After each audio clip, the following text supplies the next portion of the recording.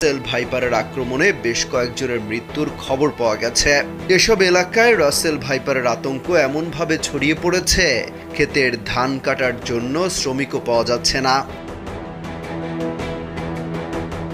গত ৮ এপ্রিল রাজবাড়ীর গোয়ালন্দের চর মজলিশপুর এলাকায় ভুট্টা ক্ষেত থেকে সাইদুল শেখ নামের এক কৃষককে সাপে ছোবল দেয়।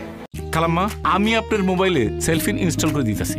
আপনার রেমিটেন্সের টাকা আপনি নিজেই জমা করতে পারবেন। সেলফিন আগামীর এর ৭ দিন পর ঢাকা মেডিকেল কলেজ হাসপাতালে চিকিৎসাধীন অবস্থায় মারা যান তিনি।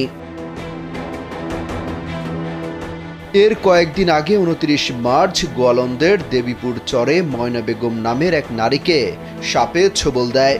পরে ফরিদপুর বঙ্গবন্ধু শেখ মুজিব মেডিকেল কলেজ হাসপাতালে চিকিৎসা নিয়ে বাড়ি ফেরার ১৪ দিন পর ময়না বেগমের মৃত্যু হয়। এছাড়া ফরিদপুর, মানিকগঞ্জ, কুষ্টিয়ার কুমারখালীতে রাসেল ভাইপারের কামড়ে মৃত্যু হয়েছে আরও কয়েকজনের। সবশেষ চলতি মাসের ৬ তারিখে রাসেল ভাইপার সাপের দংশনে রাজশাহী বিশ্ববিদ্যালয়ের এক শিক্ষার্থীরও মৃত্যু হয়েছে। বন্যপ্রাণী গবেষক জোহরা মিলা জানান, সাপটি লম্বায় ৩ থেকে ৫ ফুট পর্যন্ত হয়।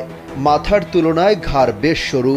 সাপটি সম্পর্কে যাদের ধারণা নেই তারা এটিকে অজগর ভেবেই ভুল করবেন। এই প্রজাতিটি প্রাথমিকভাবে নিশাচর হিসেবে সক্রিয়, অর্থাৎ সাধারণত রাতের শিকার বা খাদ্যের সন্ধানে বিচরণ করে এই সাপ।